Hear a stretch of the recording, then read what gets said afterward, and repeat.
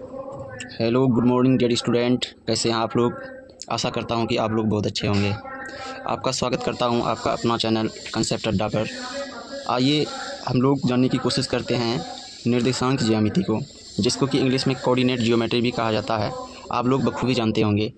और जिन स्टूडेंट का इसमें कंसेप्ट अगर क्लियर नहीं है तो वो स्टूडेंट इस वीडियो को देख सकते हैं, या फिर जिनके कंसेप्ट क्लियर भी हैं तो वो दोबारा पुनः इसको देख लें, जो कि उसके एग्ज़ाम के लिए बहुत ही महत्वपूर्ण होने वाली है। और यह जो चैप्टर है वो क्लास 10th के लिए है, ठीक है। तो इसका परिचय में ये है, इसका इंट्रोडक्शन ये है कि क्षैतिज रेखा क्या है। क्षैतिज रेखा आप लोग जानते हैं? क्या आप लोग को क्षैतिज रेखा के बारे में पता है? क्या वर्टिकल लाइन के बारे में पता है? क्या मूल बिंदु क्या होती है? ये चीज़ आप लोगों को पता है? अगर पता है तो कमेंट में लिख करके बताइएगा।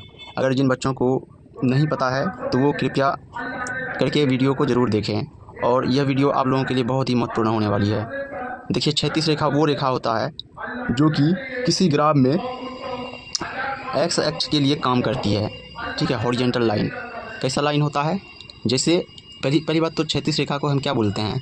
इसको बोलते हैं एक्स अक्ष, ठीक है। इसको क्या बोलते हैं? एक्स अक्ष। और उधर की रेखा यानी वर्टिकल लाइन को बोलते हैं वाई अक्ष, ठीक है। और यह ग्राफ में कैसा होता है? ग्राफ में किस प्रकार से इसको दर्शाया जाता है? हॉरिजॉन्टल लाइन यानी क्षैतिज रेखा, ये हो गया एक्स अक्ष, ठीक है। और ये वर्टिकल लाइन जो होता है, ये वर्टिकल लाइन वाई अक्ष का काम करता है। किस अक्ष का काम करता है? वाई अक्ष का काम करता है, ठीक है। इसको क्या बोलते हैं? वाई अक्ष। देखिए दोस्त, हो सकता है नॉइज़ प्रॉब्लम हो आप लोगों को, थोड़ा सा मैनेज कर लीजिएगा, क्योंकि मेरे पास माइक वाइक नहीं है, तो इसीलिए आप लोगों से मैं क्षमा चाहता हूँ नॉइज़ के लिए। और क्षैतिज रेखा यानी हॉरिजॉन्टल लाइन, जिसको एक्स अक्ष बोलते हैं। उधर की रेखा या वर्टिकल लाइन वाई अक्ष बोलते हैं। उधर की रेखा को हिंदी में ऊर्ध्वाधर लाइन भी कहा जाता है, ऊर्ध्वाधर रेखा, ठीक है। तो ये चीज़ आप लोग देख लीजिएगा, या हिंदी में अगर नहीं हो पा रहा तो इंग्लिश को याद रखिएगा, वर्टिकल लाइन, ठीक है। इंग्लिश ज़्यादा चेंज नहीं होता है, हिंदी का कुछ वर्ड चेंज होते रहता है, तो वो चीज़ को आप लोग मैनेज कर लीजिएगा, ठीक। और आइए, क्षैतिज एवं उधर की रेखा के प्रतिच्छेद बिंदु को क्या बोलते हैं? ये क्षैतिज रेखा है, ये वाली क्षैतिज रेखा है, ठीक है। और ये वाला क्या है? उधर की रेखा है, जिसको कि वर्टिकल लाइन बोलते हैं। तो ये लाइन जो दोनों एक दूसरे को प्रतिच्छेद करती है, तो इस वाली बिंदु को क्या बोलते हैं? ये वाली बिंदु को क्या बोलते हैं? इस बिंदु को बोलते हैं मूल बिंदु। इसको क्या बोलते हैं? मूल बिंदु। इसको बोलते हैं मूल बिंदु। क्षैतिज एवं उधर की रेखा के प्रतिच्छेद बिंदु को डैश कहा जाता है। इसको क्या कहा जाता है? मूल बिंदु कहा जाता है। ये आप सभी को जो है मैट्रिक के एग्ज़ाम में पूछा जा सकता है, और ये सब क्वेश्चन जो है बहुत ही महत्वपूर्ण है एग्ज़ाम के अकॉर्डिंग। आप लोग कोऑर्डिनेट जानते होंगे, या नहीं जानते हैं तो अभी आप लोगों को बता दिया जाएगा। कोऑर्डिनेट होता है जिसको कि हिंदी में चतुर्थांश बोला जाता है, और इंग्लिश में क्या इसको बोलते हैं? कोऑर्डिनेट बोलते हैं, ठीक है। तो कोऑर्डिनेट क्या होता है, आइए आप लोगों को समझाने की कोशिश करते हैं। जैसे कि देखिए, एक कोई है हॉरिजॉन्टल लाइन, ठीक है। ये एक हॉरिजॉन्टल लाइन, रुको दोस्तों, ये एक हॉरिजॉन्टल लाइन है, सॉरी ये एक वर्टिकल लाइन है, ठीक है। और एक ये हॉरिजॉन्टल लाइन है, ठीक। इसको क्या बोलते हैं? हॉरिजॉन्टल लाइन को एक्स अक्ष बोला जाता है, या एक्स एक्सिस, ठीक। और इसको बोला जाता है क्या? Y axis. तो कोऑर्डिनेट किसको बोलेंगे? कोऑर्डिनेट होता है एक्स अक्ष इधर अगर जाएंगे राइट साइड तो ये पॉजिटिव हो जाएगा, ठीक। और यही एक्स एक्सिस जो है अगर इधर आएंगे तो नेगेटिव हो जाएगा इसको, ठीक है। अगर यही जो है मूल बिंदु से वाई एक्सिस पे ऊपर की ओर जाएंगे तो ये क्या हो जाएगा? आपका पॉजिटिव हो जाएगा, ठीक।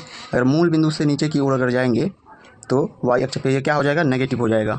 आप लोगों को दिखाई देता है विजिबिलिटी? तो कोऑर्डिनेट होता है, ये फर्स्ट कोऑर्डिनेट होता है, ठीक है। ये फर्स्ट कोऑर्डिनेट होता है, और ये वाला सेकंड कोऑर्डिनेट होता है, दूसरा चतुर्थांश, ठीक है।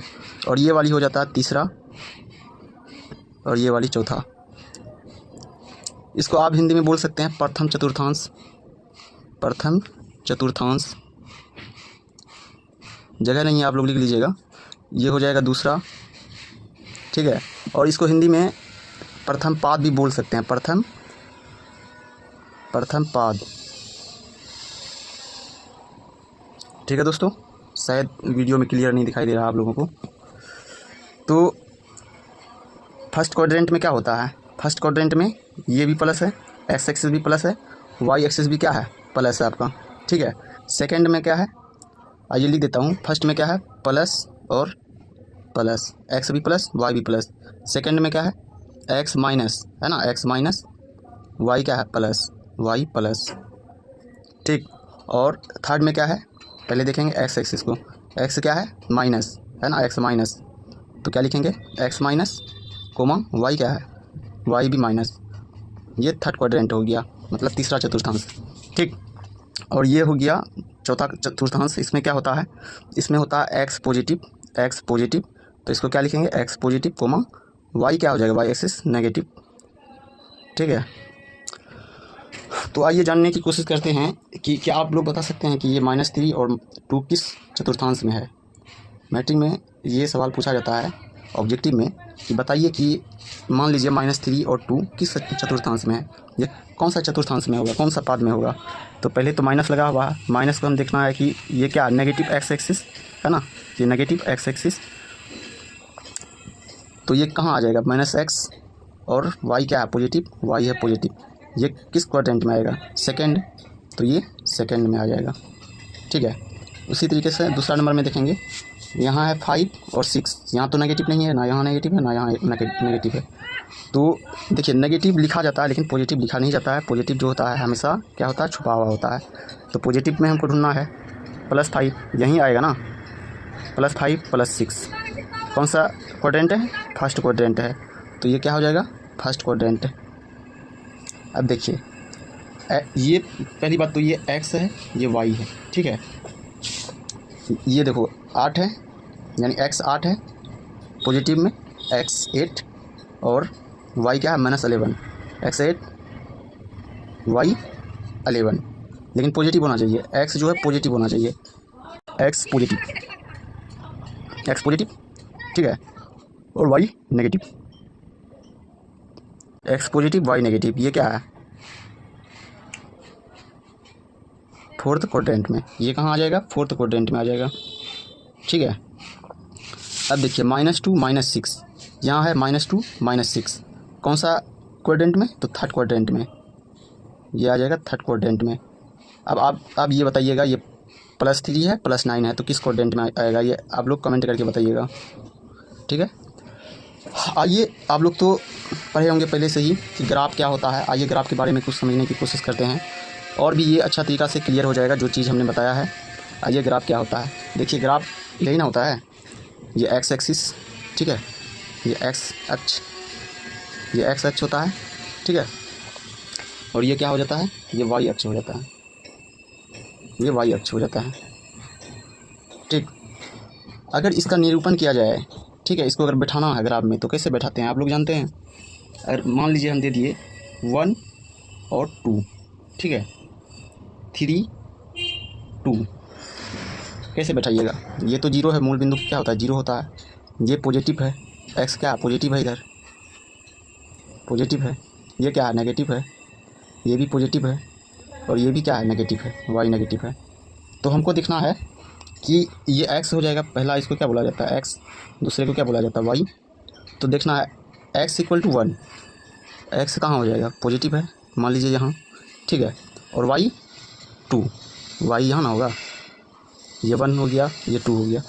तो इन दोनों को अगर काटा जाएगा तो कहाँ काटेगा, यहाँ पे, तो इसका बिंदु कहाँ हो जाएगा, 1, 2 यहाँ पे। ठीक है, x3 है, x3 मान लीजिए, ये तो 1 था, मान लीजिए यहाँ पे 3 है, ठीक है, और y कितना है, ये x है, ये y है, y कितना है 2 है, y ये वाली 2 है।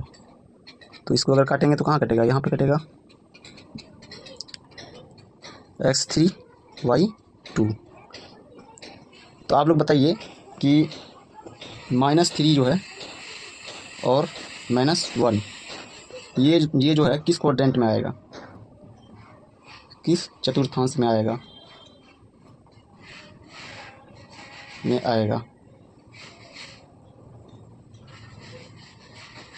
किस चतुर्थांश में आएगा।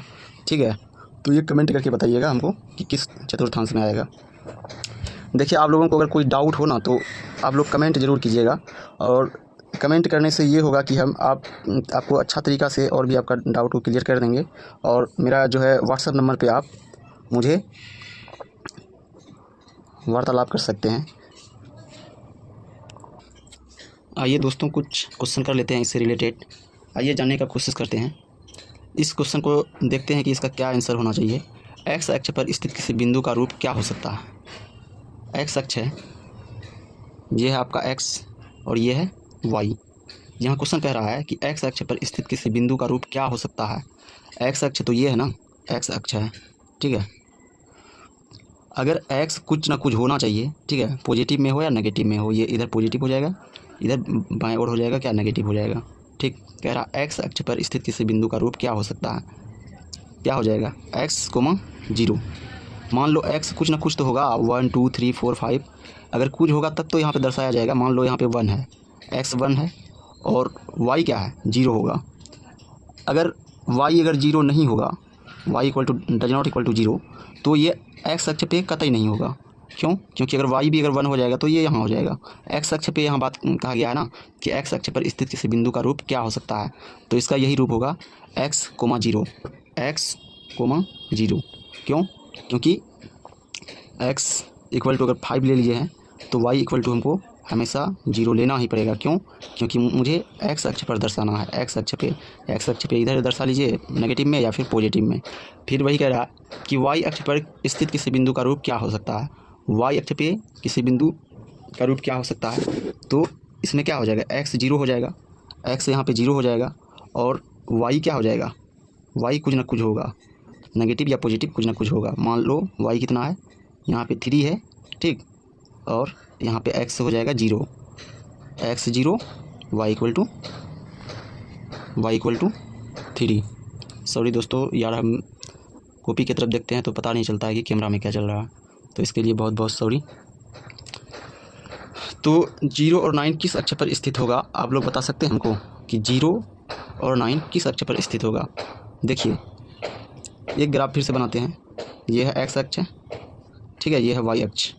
तो क्या कह रहा है, एक्स 0 होना चाहिए, एक्स 0 होना चाहिए, ठीक है, लेकिन वाई कितना होना चाहिए, 9 होना चाहिए। मान लीजिए 9 यहाँ पे है, 9 यहाँ पे है। तो अगर हम लकीर अगर खींचेंगे, ग्राफ अगर बनाएंगे या फिर बिंदु को देखेंगे तो क्या पाते हैं कि एक्स 0 है लेकिन वाई कितना है, 9। तो ये किस अक्ष पर स्थित है, तो देखा जा रहा है कि ये वाई अक्ष पर स्थित है। तो इसका आंसर क्या हो जाएगा, वाई अक्ष।